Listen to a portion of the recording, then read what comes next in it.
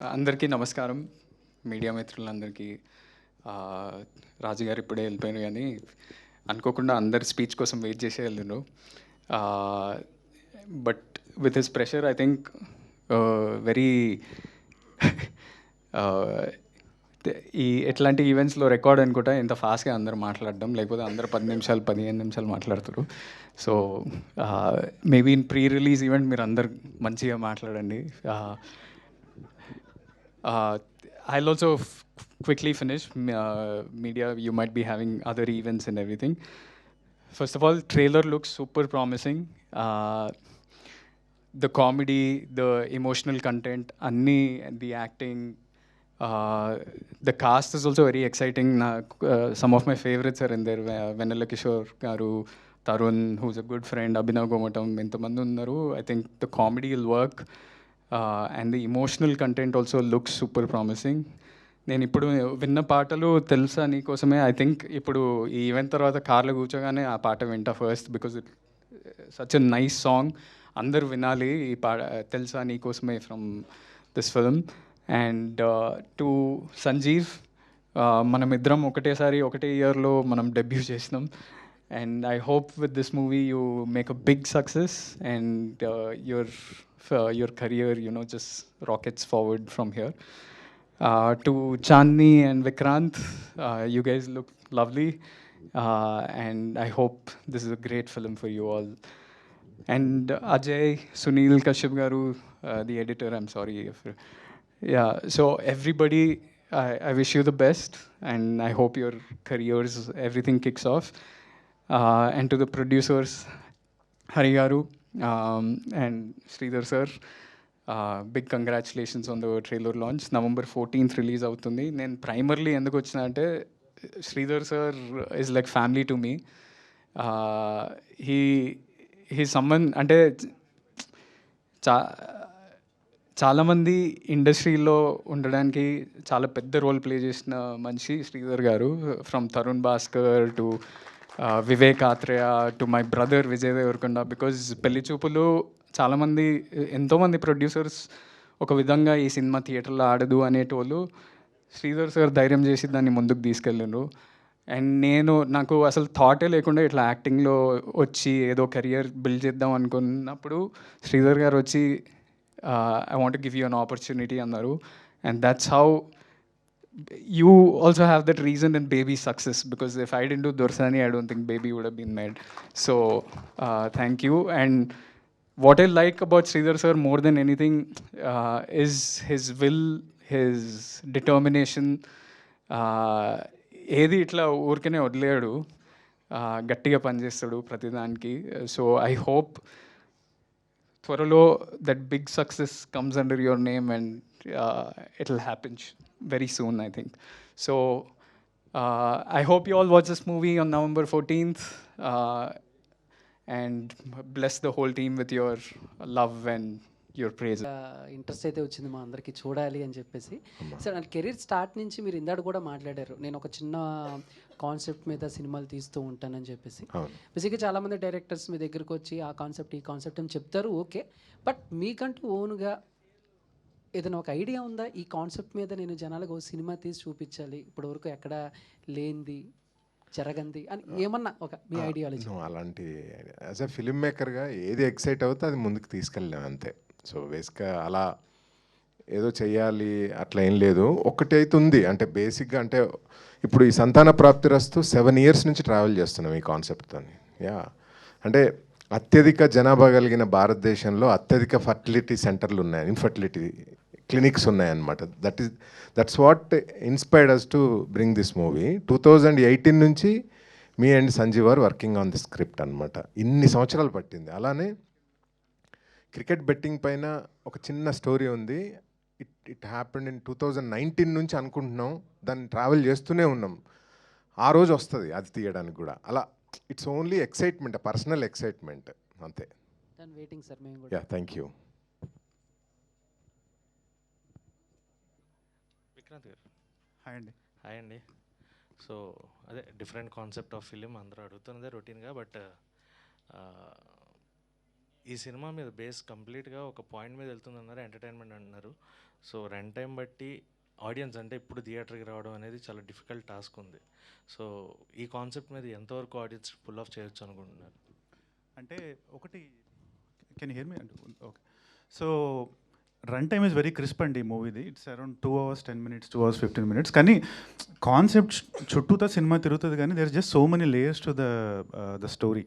It's actually a very wonderful love story, and it's actually a very emotional journey between a father, a daughter and his son in law.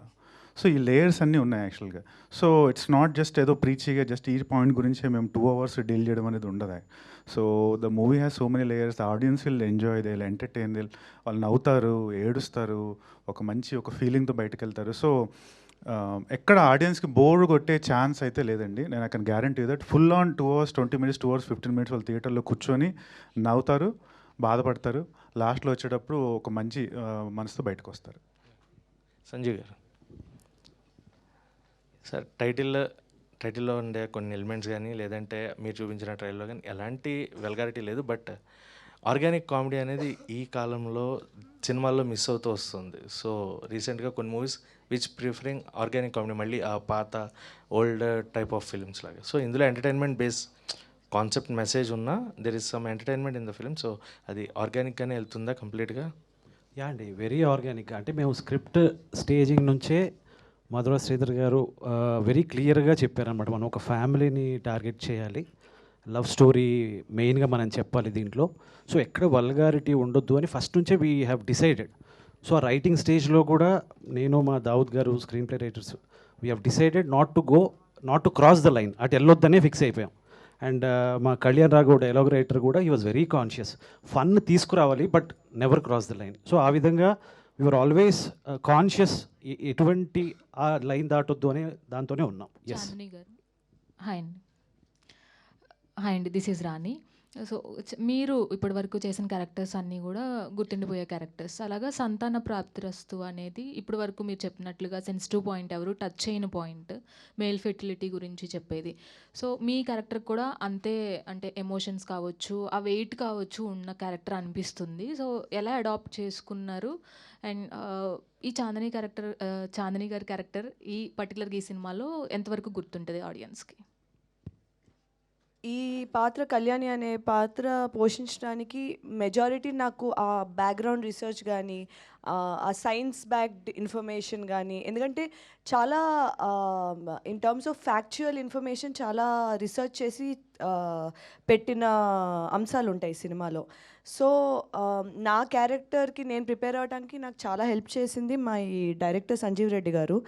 And majorly emotional aspect కొంచెం బాగుంటుంది ఈ మూవీలోని. ఒక మంచి partner ఎలా ఉండాలి, ఒక supportive partner ఎలా ఉండాలి, ఎందుకంటే ఇటువంటి ఒక ఇబ్బంది ఉండేటప్పుడు ఎస్పెషలీ ఒక మగ మేల్ పర్సన్కి ఇట్స్ చాలా సెన్సిటివ్గా డీల్ చేయాలి. ఎందుకంటే ఆ చుట్టుపక్కల ఉండేవాళ్ళు కానీ, సొసైటీ కానీ, లేదా మన ఫ్యామిలీలో ఉండేవాళ్ళే కానీ దాన్ని ఒక లోపంగా, ఒక కైండ్ ఆఫ్ మాకరీగా చేసే అవకాశాలు ఉండొచ్చు మనం చూస్తుంటే అప్పుడప్పుడు. సో అటువంటప్పుడు ఒక పార్ట్నర్ ఎలా ఉండాలి, అలాంటి ఆస్పెక్ట్స్ అది టచ్ చేసే క్యారెక్టర్ అయి ఉంటుంది. సో చాలా సెన్సిబుల్గా, చాలా వల్నరబుల్గా, అట్ ద సేమ్ టైం చాలా బ్యాలెన్స్డ్గా ఉండే క్యారెక్టర్. సో ఆల్సో 2 షేడ్స్ ఉండే character, before marriage, after marriage. And చాలా కాలం తర్వాత ఒక బ్యూటిఫుల్ లవ్ స్టోరీ చేసే అవకాశం దొరికింది. ఈ లాస్ట్ కపుల్ ఆఫ్ ఇయర్స్ మీరు చూసుంటే కొంచెం ఎక్స్పెరిమెంటల్ రోల్స్ చేశాను. సో ఈ స్టోరీ రాగానే ఫస్ట్ అండ్ ఫార్మోస్ట్ కొంచెం కమర్షియల్ యాంగిల్ ఉండే ఒక బ్యూటిఫుల్ ఫీమేల్ క్యారెక్టరైజేషన్ అనిపించింది. సో తప్పకుండా ఇలాంటివి చెయ్యాలి అని అనిపించింది నాకు. విక్రాంత్ గారు, మీ క్యారెక్టర్ కూడా అంతే వెయిటేజ్ ఉంది. అటు వాళ్ళ ఫాదర్ కావచ్చు, ఫ్రెండ్స్ కావచ్చు, వైఫ్ని కావచ్చు, ఇలా అందరినీ మేనేజ్ చేయడం. What is the tough role? అంటే ఈ సినిమా మొత్తం ట్రావెల్ అయినప్పుడు టఫ్గా అనిపించిన పాయింట్ ఏంటి మీకు? సో ఒకటండి మూవీ ఫస్ట్ నేను స్క్రిప్ట్ ఉన్నప్పుడే నాకు అనిపించింది అండ్ నాకు అందరూ చెప్పింది కూడా అంటే your role is central to the movie very much all the characters rotator and you.